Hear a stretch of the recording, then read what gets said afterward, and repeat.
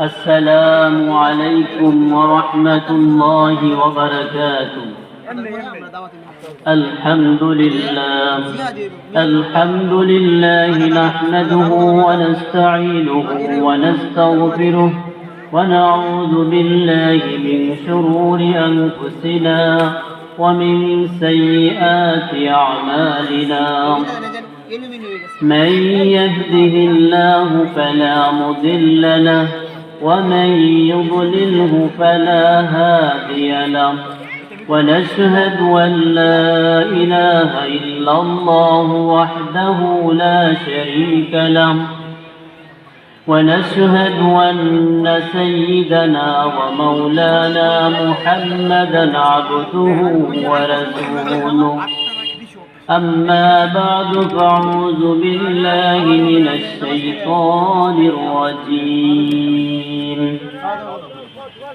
بسم الله الرحمن الرحيم. بحبل الله جميعا ولا تفرقوا. فقال رسول الله صلى الله عليه وسلم: القرآن هو حبل الله المتين، أو كما قال عليه الصلاة والسلام. কাজলা বাগারবাগ যুব সমাজ এলাকাবাসীর উদ্যোগে পঞ্চম বার্ষিক ইসলামী মহাসম্মেলনের আজ সম্মানিত উপস্থিত সভাপতি সাহেব, প্রধান অতিথি, বিশেষ অতিথি, আমন্ত্রিত উলামায়ে কেরাম বৃন্দ, দূর দূরান্ত থেকে আগত আল্লাহ পাকের আশিকিন, জাকিরিন, মুহিব্বিন, মুরব্বিয়ানে আওয়াম, আমার স্নেহের ছোট ভাই, উপস্থিত আছেন জাতির মুকুট মুআজ্জাজ উলামায়ে কেরাম। সর্বপ্রথম মহান আল্লাহ তাআলার দরবারে লক্ষ কোটি শুকর সুজুদ যে মহান আল্লাহ তাআলা আমাদেরকে দয়া করে মহব্বত করেন, কুরআনের মজলিসে, গুনাহ মাফের মজলিসে, উলামায়ে কেরামের মজলিসে আসবার এবং বসবার তৌফিক দান করেছেন। এজন্য অন্তরে অন্তঃস্থল থেকে কালিমাতু শুকর আদায় করি। সকলেই বলেন আলহামদুলিল্লাহ। এই দিনই মজলিসে আসতে পারাটা, বসতে পারাটা, আল্লাহ আল্লাহ নাম নিতে পারাটা, আল্লাহ নাম শুনতে পারাটা কত যে দামি, কত যে লাভবান, কত যে গুরুত্বপূর্ণ। আমাদের সেই দিন বুঝে আসবে যেই দিন আমাদের দুই চোখ বন্ধ হয়ে যাবে এবং হাসরের মাঠে যখন উঠবো তখন আমাদের বুঝে আসবে। মুহতারাম হাজিরিন, আমাদের দেহ আছে, এই দেহটার ক্ষুধা লাগে, আমরা খাবার খেতে হয়। এই আমাদের মানব দেহের অনেক চাহিদা আছে, বিভিন্ন রকমের চাহিদা আছে। এই মানব দেহের শীতের সময় গরমের প্রয়োজন হয়, গরমের চাহিদা হয়, গরমের সময় বাতাসের চাহিদা হয়। এই দেহের জন্য অনেক রকমের চাহিদা থাকে। তো এই মানব দেহ ছাড়াও আরেকটা দেহ আছে, এই দেহটার নাম হলো রূহ। এই রুহটারও ক্ষুধা লাগে। আমাদের মানব দেহের যেমন ক্ষুধা লাগে, এই রুহেরও ক্ষুধা লাগে। দেহের ক্ষুধার চাইতে রুহের ক্ষুধার 1000 গুণ বেশি লাগে। দেহের ক্ষুধার চাহিদা হলো 1000 গুণ বেশি। বেহেশতে যখন মানুষ বেহেশতে যখন যাবেন, বেহেশতেদেরকে আল্লাহ তাআলা যখন খাবার দিবেন, 70,000 প্লেট দান করবেন, 70,000 প্লেট একজনই খেয়ে ফেলবেন। বলেন সুবহানাল্লাহ। তাহলে আমাদের এই মানব দেহের চাইতে রুহের ক্ষুধার চাহিদা কি পরিমাণ, আমরা মানব দেহ কি পরিমাণ খাইতে পারি? 1 টনও তো খেতে পারবো না, 1 মণও তো খেতে পারি না আমরা। কিন্তু সেই দেহটা এতই পরিমাণ খাবার লাগে, যে দেহটা এত পরিমাণ খাবার লাগে, এই আমাদের মানব দেহের জন্য যখন আমাদের ক্ষুধা লাগে তো আমরা খাবারের মাধ্যমে ক্ষুধার চাহিদা নিবারণ করি।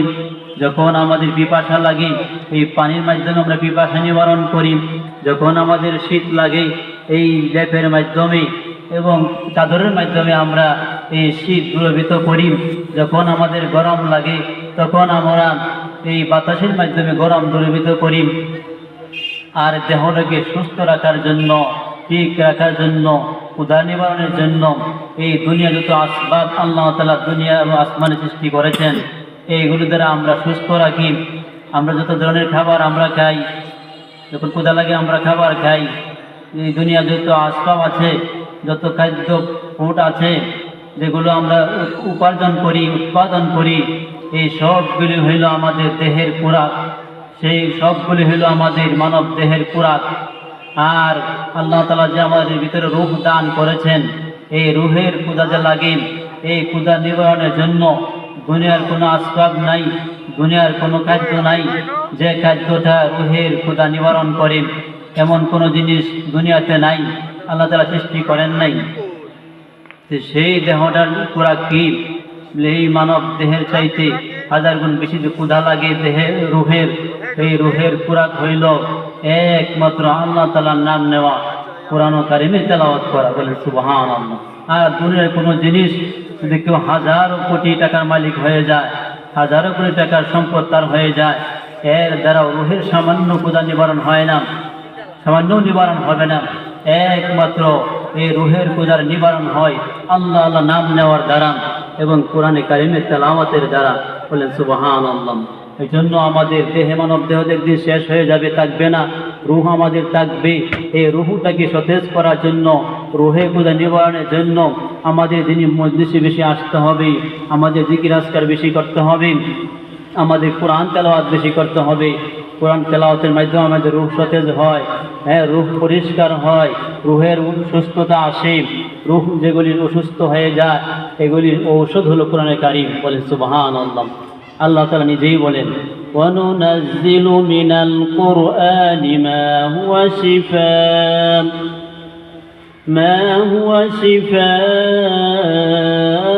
ওয়া রাহমাতুল লিল মুমিনিন। আল্লাহ তাআলা বলেন যে আমার মুমিনদের জন্য রহমত হইল কোরআনে কারিম, এই শেফা হইল কোরআনে কারিম। আল্লাহ তাআলা আমাদেরকে শেফা হিসাবে, ঔষধ হিসাবে আমাদেরকে কোরআন দান করেছেন। এই কোরআনে কারিমকে আমাদের শেফা হিসাবে আমাদের গ্রহণ করতে হবে, ঔষধ হিসাবে গ্রহণ করতে হবে। এই কোরআনে কারিম আমাদের মানব দেহের জন্য শেফা, রূহের জন্য শেফা। মুফাসসিরিনে কেরাম লেখেন যে কোরআনে কারিম রূহের জন্য শেফা, রূহেরও খোরাক, মানব দেহের জন্য শেফা। আমাদের অনেকে অসুস্থ হয়ে গেলে, ডাক্তাররা যখন ব্যর্থ হয়ে যায়, তখন ইমাম সাহেবের কাছে আসেন যে আমার আব্বা অসুস্থ, ডাক্তাররা ব্যর্থ হয়েছে, আপনি একটু পানি ভরা দেন। তো ইমাম সাহেব কোরআনে কারিম তেলাওয়াত করে পানি ভরা দেন। তো পানি ভরানো যখন খাওয়ান, এর মাধ্যমে রোগী সুস্থ হয়ে যায়। এরকম বলেন আছে না? ইমাম সাহেবের পানি ভরা খায় অনেক রোগী ভালো হয়ে যায়, পরিপূর্ণ সুস্থ হয়ে যায়। এই কোরআনে কারিমকে আমাদের গ্রহণ করতে হবে, এই কোরআনকে আমরা মনে প্রাণে গ্রহণ করতে হবে, আমাদের মানতে হবে। কোরআনে কারিম প্রচার করতে হবে, আমাদের ছেলে মেয়েদেরকে কোরআন পড়াইতে হবে, আমাদের ঘরের মধ্যে কোরআন তেলাওয়াত করতে হবে। তাহলে তো আমাদের ঘরের মধ্যে বরকত আসবে, ঘরের মধ্যে রহমত আসবে। এখন তো আমরা ঘরের মধ্যে মোবাইল নিয়ে বসে থাকি, টিভি নিয়ে বসে থাকি, ঘরের মধ্যে কোরআনে কারিমের আওয়াজ নাই। আগে তো এই ভোরবেলায় ঘর থেকে কোরআনে কারিমে তেলাওয়াতের আওয়াজ আসতো, এখন তো ঘর থেকে কোরআনে কারিমে তেলাওয়াতের আওয়াজ আসে না। এখন তো টিভির আওয়াজ শোনা যায়, মোবাইলের আওয়াজ শোনা যায়। তো কী করে আমাদের এই এলাকায় রহমত আসবে, বরকত আসবে? আমরা কি করে আমাদের রূহকে সতেজ করব? এজন্য আমাদের এই মাহফিল থেকে আমাদের প্রতিজ্ঞা করতে হবে। যুব সমাজ যে আজকে আয়োজন করেছেন, উদ্যোগ নিয়েছেন কোরআন প্রচারের জন্য, কোরআনে কারিমকে বাস্তবায়নের জন্য, এই কোরআনে কারিমকে আমাদের গ্রহণ করতে হবে।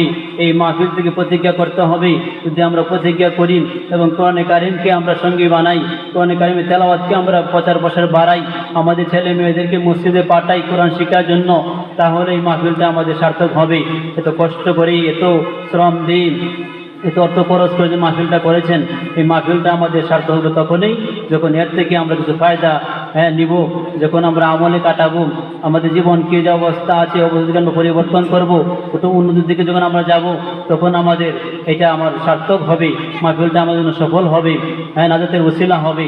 এজন্য কোরআনে কারিমকে আমাদের সম্মান করতে হবে, কোরআনে কারিমকে আমাদের মনে মনে বিশ্বাস করতে হবে। কোরআনে কারিমের তেলাওয়াতকে আমরা বেকার বলা যাবে না। হ্যাঁ, বেকার বলে আমরা অনেকে উড়াইয়া দিই। জাগতিক শিক্ষাকে আমরা শিক্ষা মনে করি, কোরআন শিক্ষাকে আমরা শিক্ষা মনে করি না। জাগতিক শিক্ষা তো আমাদের মত পর্যন্তই, মৃত্যু সাগর পাড়ি দেওয়া সম্ভব হবে না, কিন্তু কোরআনে কারিম তো আমাদের মৃত্যু সাগর পাড়ি দেওয়া সম্ভব হবে। কিন্তু এই জন্য কোরআনে কারিমকে আমাদের গ্রহণ করতে হবে। যদি কিছু শিখতে নাও পারে, কিন্তু কোরআনে কারিমকে শিক্ষা করেন, কোরআনে কারিমের উপর তেলাওয়াত করে, এই কোরআনের মাধ্যমে মৃত্যু সাগর পাড়ি দিয়ে সে জান্নাতের মেহমান হবে। বলেন সুবহানাল্লাহ। একটা লোক বিদেশ থেকে লেখাপড়া শেষ করার পরে বিদেশ থেকে বাড়ির দিকে রওনা করলেন। জাগতিক শিক্ষা গ্রহণ করার পরে বাড়িতে আসার পথে নদী পড়ে, এই নদী পার হতে হয় গুজারা দিয়া।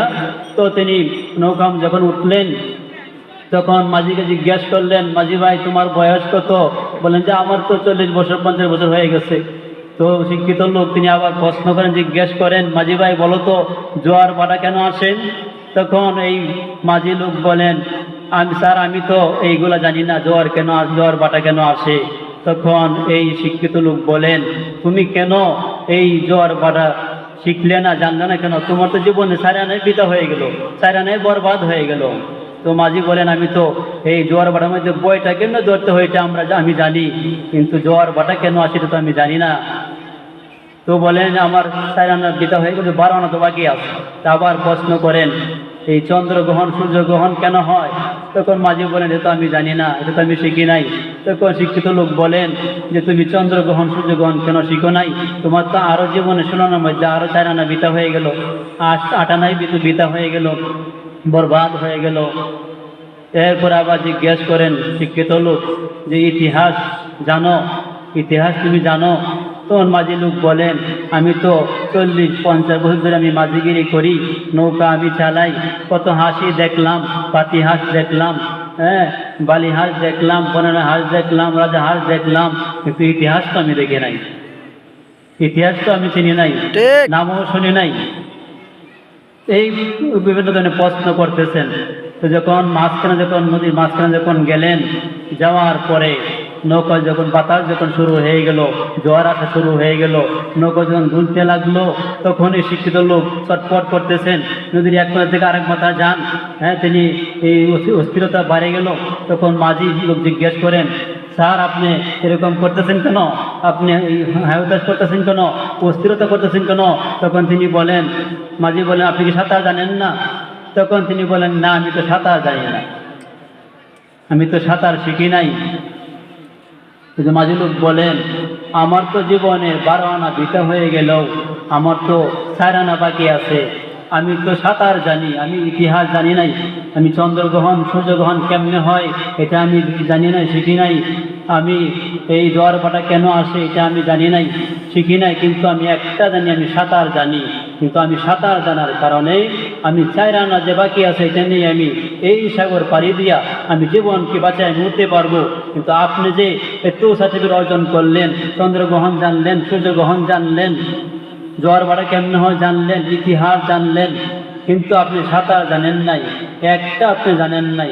না জানার কারণে এত জানার কারণেও আপনি তো 16 আনা জীবন 16 আনাই বিতা হয়ে যাবে। আমার নৌকা যাবে ঝুলতেছে, নৌকা যদি ডুবে যায় তো আপনি এই সমুদ্রের অটল পানির নিচে আপনি ডুবে মৃত্যুবরণ করবেন, কিন্তু আপনি তো বাঁচার উপায় হবে না, আপনি তো বাঁচতে পারবেন না। সাঁতার তো আপনি জানেন নাই, হাবুডুবুকে হাত পা নাড়াতে নাড়াতেই মরবেন, মানুষ তো হাত পা নাড়াতে নাড়াতেই মরে। যে সাঁতার তো হাত পা নাড়াই সাঁতার নিতে হয়, কিন্তু সাঁতার কিন্তু আলাদা শিখতে হয়, যদি আলাদা সাঁতার না শিখে তাহলে সাঁতার দিতে পারবে না, এই জন্য হাবুডুবুকে মারা যাবে। এই জন্য কেউ যদি এরকম শিক্ষিত হয়, হ্যাঁ, অনেক শিক্ষিত ডিগ্রি অর্জন করেন, সার্টিফিকেট অর্জন করেন, কিন্তু কোরআনে কারিম অর্জন করেন নাই, কোরআন শিখে নাই, কোরআন না শিখার কারণে মৃত্যুর সাগর সে পাড়ি দিতে পারবে না। আর একটা লোক কিছু শিখতে পারে নাই, শিক্ষিত হতে পারে নাই, জাগতিক শিক্ষা শিখতে পারে নাই, কিন্তু সে কোরআনে কারিম শিখছে, কোরআনে কারিম তেলাওয়াত করে কোরআন নিয়ে বসে থাকেন। এই কোরআনে কারিম শিখার কারণে আর কিছু শিখতে না পারলেও এই কোরআনে কারিম শিক্ষার কারণে, কোরআনের বদৌলতে, কোরআনে কারিম শিক্ষার কারণে মৃত্যুর সাগর পাড়ি দিয়া সে জান্নাতের মেহমান হয়ে যাবে। সুবহানাল্লাহ। এই জন্য আমাদের কি করতে হবে? কিছু শিখতে না পারলেও আপাতত আমাদের ছেলে মেয়েদেরকে কোরআনে কারিম শিখাতে হবে, সে যেন এই জীবনটা কোরআন মধ্যে চালাইতে পারে, কোরআনে কারিম তেলাওয়াত করে পরকালে যদি তার সুখের হয়। এই কোরআনে কারিমের মাধ্যমে শুধু খালি আখেরাতেই সফল হবে এমন কিছু নয়, দুনিয়াতেও সফল হবে। কোরআন তো দুনিয়াতেও শান্তি, আখেরাতেও শান্তি হবে। কোরআনে কারিম তো দুনিয়াতেও সফলতা দেবে, আখেরাতেও সফলতা দেবে। এজন্য উভয় জগতের জন্য আমাদের কামিয়াবির সাথে যেতে হইল এই কোরআনে কারিম। এজন্য আমাদের কোরআনে কারিমকে মজবুত করে ধরতে হবে। আল্লাহ তাআলা বলেন, ওয়াতাসিমু বিহাবলিল্লাহি জামিআন ওয়া লা তাফাররাকু, যে তোমরা সকলে মিলে একসাথে আল্লাহ তাআলার রশিকে আঁকড়ে ধরো। আল্লাহ তাআলা বলতেছেন আঁকড়ে ধরার জন্য, শুধু ধরার জন্য বলেন না, আঁকড়ে ধরার জন্য বলছেন।